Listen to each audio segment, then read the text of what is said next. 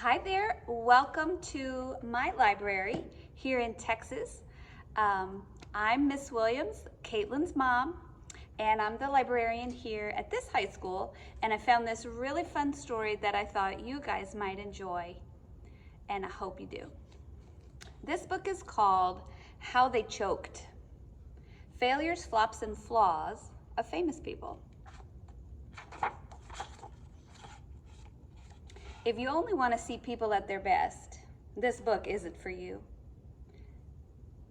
It's full of bad news about how some of the world's most successful people failed, flunked, choked, or blew it. What's not to love? There's nothing better than reading about how someone else messed up. Big, juicy failures don't often make it into biographies because sometimes historians lose sight of the fact that in their subjects, people were actual human beings. Real people make mistakes. Nobody's perfect, not your parents, not your teachers, or even you.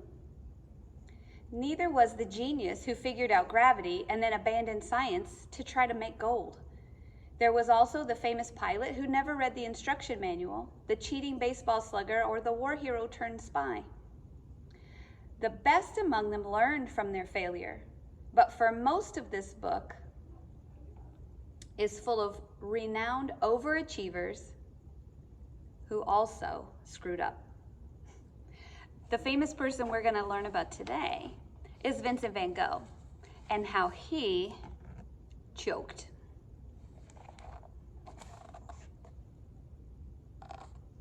Vincent Van Gogh, the least likely to succeed.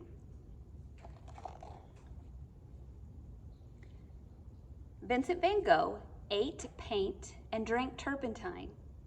Each swirling, color-loaded brushstroke he painted was a gut-wrenching expression of who he was. His artwork is much loved by everybody, except for all the people who actually knew him. He couldn't even give away his paintings for free, but Vincent Van Gogh kept painting anyway.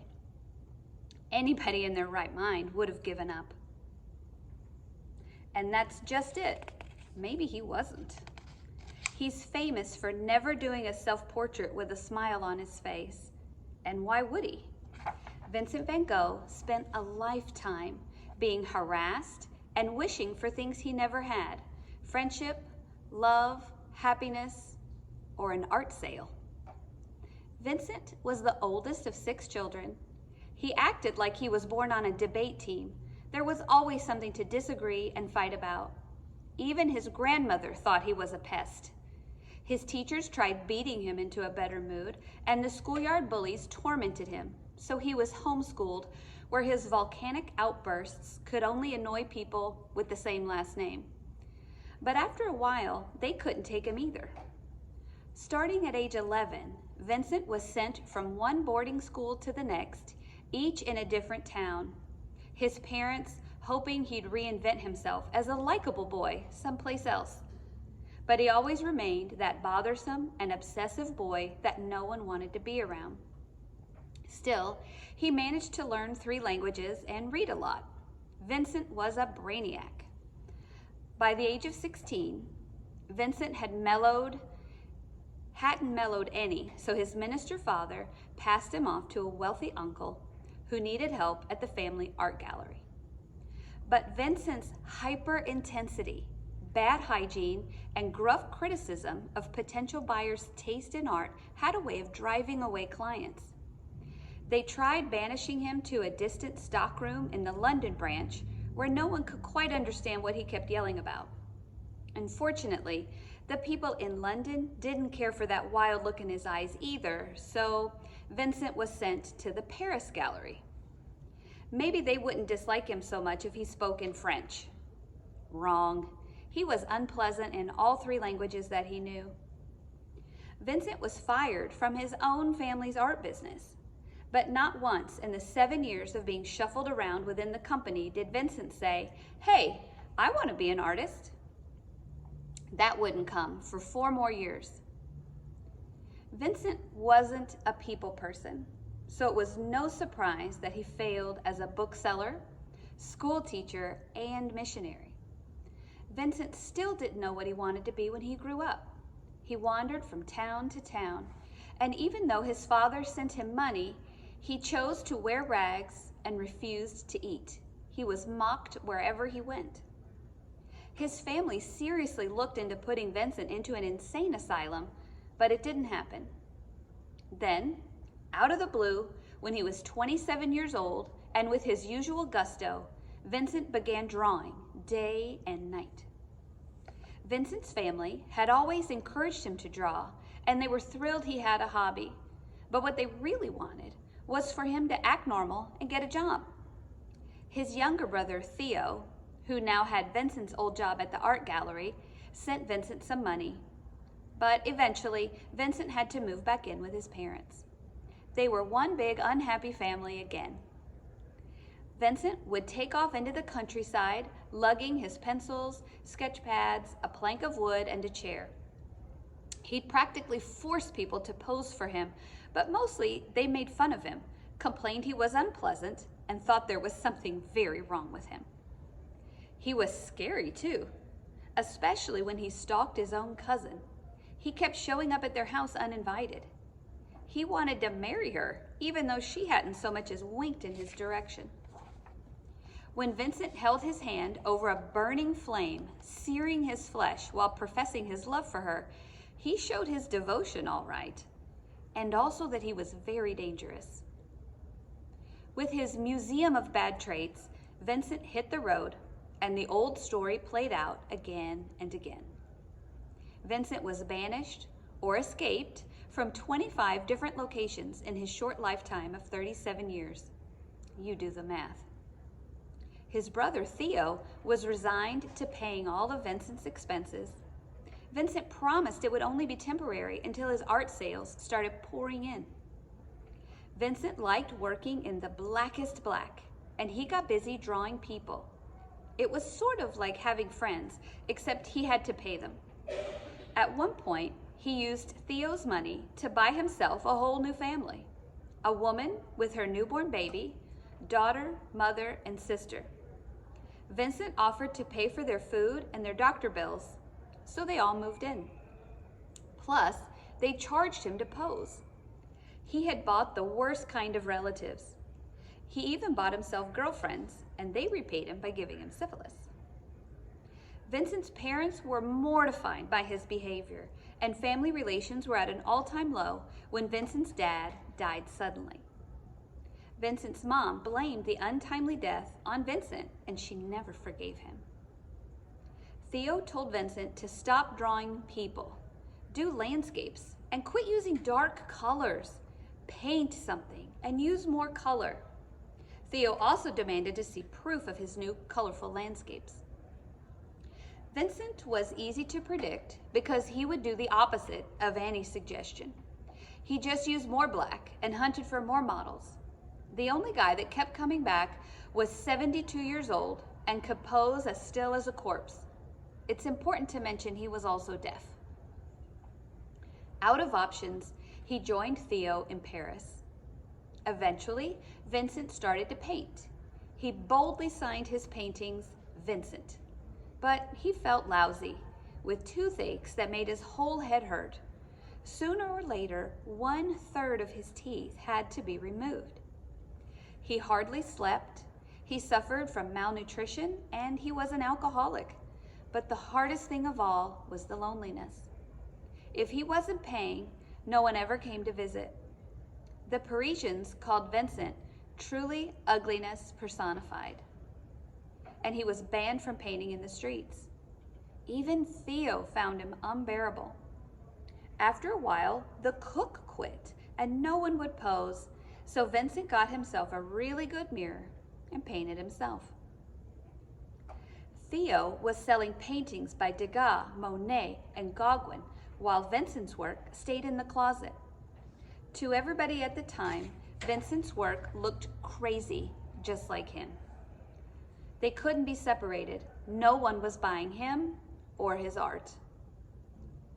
2 years and 200 paintings later, Vincent was back on the move, but it wasn't easy. He was weak and suffered from fevers and mouth sores.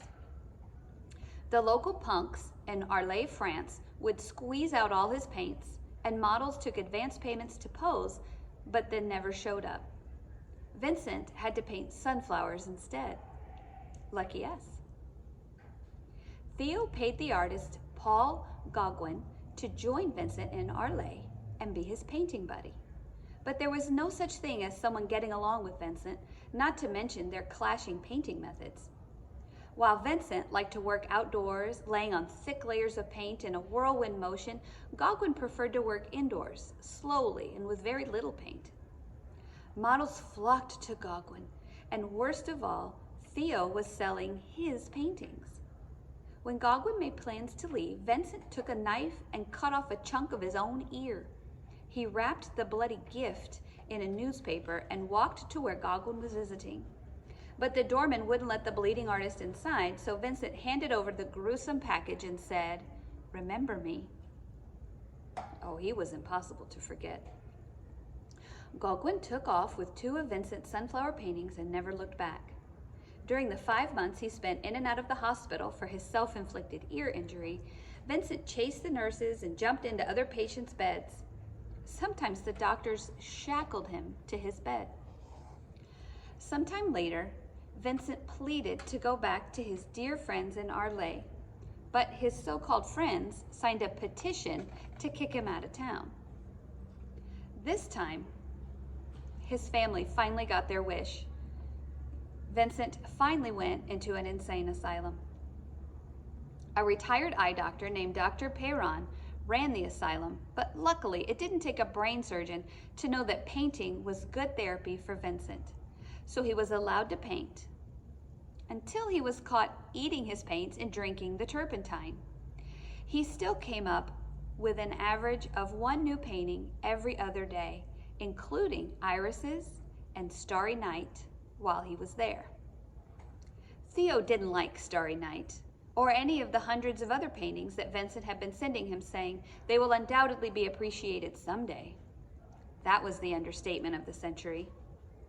It was decided that Vincent was cured enough to leave the asylum and move to be near Dr. Gachet, who had treated other artists like Manet, Renoir, Pissarro, and Cézanne for various ailments. Vincent lived alone and went out daily to paint. The local teenagers chased him through the streets, put a snake in his paint box, and salted his food. They got him drunk and played other pranks on him. 2 months later, one of his usual painting excursions, something terrible happened. Vincent came limping back to town with a bullet wound in his stomach. Guns were rare in rural France. Where did Vincent get one? No one seemed to know. The police asked Vincent if he had tried to commit suicide, and Vincent said, "I believe so." He also said, "Do not accuse anyone." Vincent had already cut off his own ear, so everybody jumped on the story that the now crazy artist had shot himself, even though the facts didn't add up. No gun was ever found. All of Vincent's painting gear had disappeared. Vincent was shot in the stomach below the ribs from a weird angle, and 98% of people, well, it didn't look as if it had been caused from close range, and the bullet was still in his body. Vincent Van Gogh died 30 hours later in Theo's arms on July 29, 1890, in France. He was only 37 years old. The local church wouldn't hold Vincent's funeral because they suspected suicide. Vincent had to be buried far from the church, and even his own mother didn't come to his funeral, and neither did his 4 other living siblings. Theo was the only family member there.